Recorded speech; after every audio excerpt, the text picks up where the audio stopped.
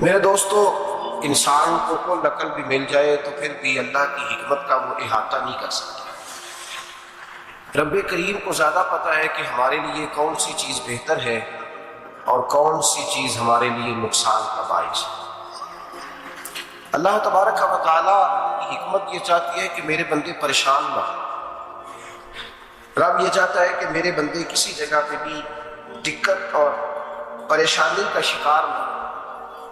تو اللہ تبارک و تعالیٰ نے راہ اعتدال اختیار کرنے کا حکم ارشاد فرمایا کہ تم اعتدال کے رستوں پہ چلو، معتدل زندگی گزارو، افراط و تفریط سے بچو۔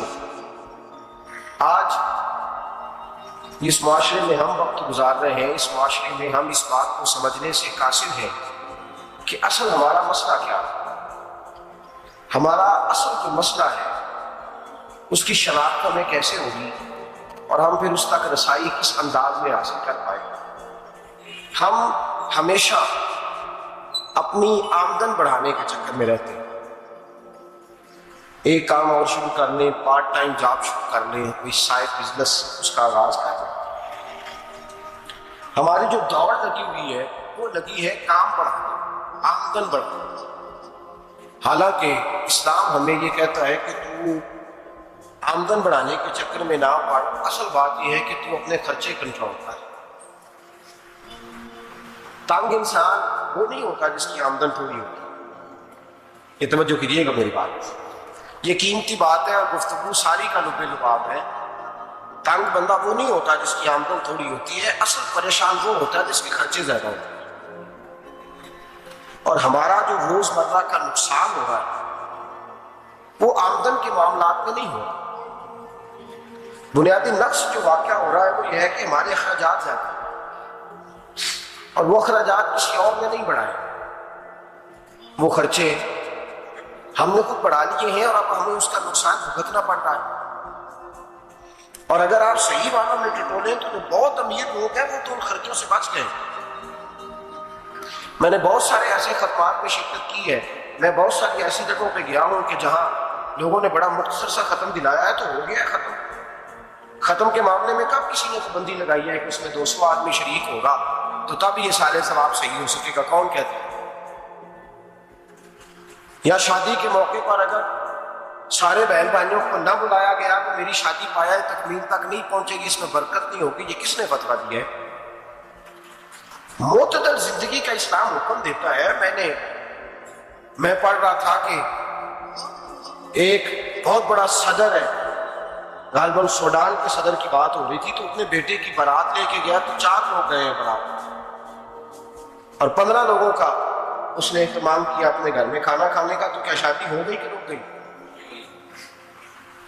تو بھائی راگ علاقہ اس بات کا کہ بڑی پریشانی ہے کہ سائڈ بزنس شروع کیا جائے فلان جگہ فلان جگہ فلان جگہ، تو اصل معاملہ یہ ہے کہ پہلے ایک بندہ کماتا ہے تو پھر بھی گھر ہی چلتا ہے، پھر بڑا بیٹا ساتھ شامل ہوتا ہے تو پھر بھی گھر ہی چلتا ہے، پھر منجلا بیٹا شامل ہوتا ہے تو پھر بھی گھر ہی چلتا ہے۔ جو رونا دادا جی رویا کرتے تھے کہ بڑی مصیبت ہے، بڑی مشکل ہے، گاؤں میں رہ اکیلے ہوتے تھے اور وہ 5 بچوں کو اور 4 بچیوں کو وہ پالتے تھے، تو جو وہاں پریشانی تھی وہی آج پریشانی شہر میں آ کر پڑھ لکھ کر موٹی تنخواہ لے کر بھی پریشانی ہونی ہے۔ تو میں جس نتیجے پہ پہنچا ہوں اس کو پڑھ کے، قرآن مجید کی چند آیات کو دیکھ کر اور اس مفہوم کی جو حدیثیں کتب احادیث میں پائی جاتی ہیں اور ہمارے بزرگوں نے ہمیں جو مزاج اس حوالے سے دیا ہے، میں اس نتیجے پہ پہنچا ہوں کہ مسئلہ آمدن کا نہیں، مسئلہ خرچے کا۔ ہمارے خرچے بنیادی طور پر ہیں، اور اگر پھر ہم زیادہ بوجھ خواتین پہ ڈالتے ہیں کہ وہ مطالبے زیادہ کرتی ہیں، اور اگر آپ مجھ سے پوچھیں تو خواتین کی بھی اگر کسی جگہ کوئی عادت خراب ہوتی ہے تو اس میں اصل کردار اس کا ہوتا ہے جو وہ عادت خراب ہو۔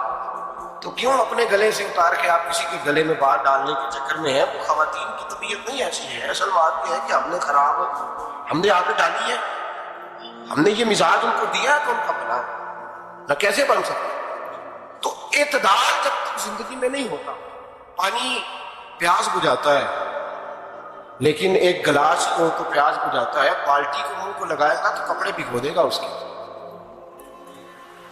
حالانکہ پانی بری چیز کا نام ہے، نعمت ہے نا بہت بڑی اللہ کی، لیکن پیالے میں اچھا لگتا ہے۔ کوئی مٹکا منہ کو لگائے گا تو تانگ ہوگا، پیالہ ہی بہتر ہے اس کے لیے۔ تو میرے دوست، مٹکے سے بھی بعض اوقات کام چل جاتا ہے، لیکن اگر کوئی کہے نہیں مجھے دریا ہی چاہیے تو اس کا تو گھر بہہ جائے گا صاحب، گھر بہہ جائے گا اس کا۔ ہم نے دریا قابو کرنے کا وہ بنایا ہوا ہے تو اس سے گھر بہا کرتے ہیں، اس سے گھر بنا نہیں کرتے۔ گھر پیالے سے پانی پینے سے بنتا ہے، اگر تو دریا پہ قبضہ کرنے کا منہ بنائے گا تو گھر بنے گا نہیں، گھر بہ جائے گا۔ آگ نہ ہو تو کھانا پک نہیں سکتا، لیکن ہلکی آنچ سے کھانا پکتا ہے، اور اگر آنچ تیز کر دی جائے تو جی قرینے قیاس بات کر رہا ہوں، میں عقل سے ماورا نہیں کر رہا، قرینے قیاس سمجھانے کے لیے مثالیں دے رہا ہوں۔ ہلکی آنچ پہ کھانا پک جاتا ہے، اور آگ تیز ہو تو کھانا جل جاتا ہے۔ کھانا اتنی دیر کھانے کے قابل رہتا ہے جب تک وہ ہلکی آنچ پہ پکتا ہے۔ تو جتنی مرضی تو کہتا ہے نہیں میرا گزارے نہیں، آگ تیز ہونی چاہیے، تو بھیا جل جائے گا، جل جائے گا۔ ہوا نہ ملے تو سانس نہیں آتی، ٹھیک ہے، آکسیجن نہ ہو تو سانس، ہوا نہ چلے تو گزارا نہیں ہوتا۔ لیکن اگر تیز جلے نا، اگر تیز جلے تو تیز چلے تو آندھی اور طوفان بن جائے تو چھتیں گرا دیتی، جانیں لے لیتی۔ ہم ہیں طوفان کے چکر میں، ہم ہیں دریا کے چکر میں، ہم ہیں بڑے ناؤ کے چکر میں۔ تو میاں ہلکی آنچ ہی اچھی ہے، یاد رکھ۔ اور ایک گلاس پانی کا اعتدال سے ملتا رہے تو وہی ملتا رہے، ضرورت کے وقت وہی بہتر ہے۔ تو پورے دریا پہ قبضہ کرنے کا پروگرام نہ بنا، تنگ ہو جائے۔ اور میرے عزیز یاد رکھ، ہوا سانس لینے کے مطابق ملے تو وہی اچھی ہے، کہ سانس بند کرنے پہ آ جائے وہ ہوا اچھی ہے۔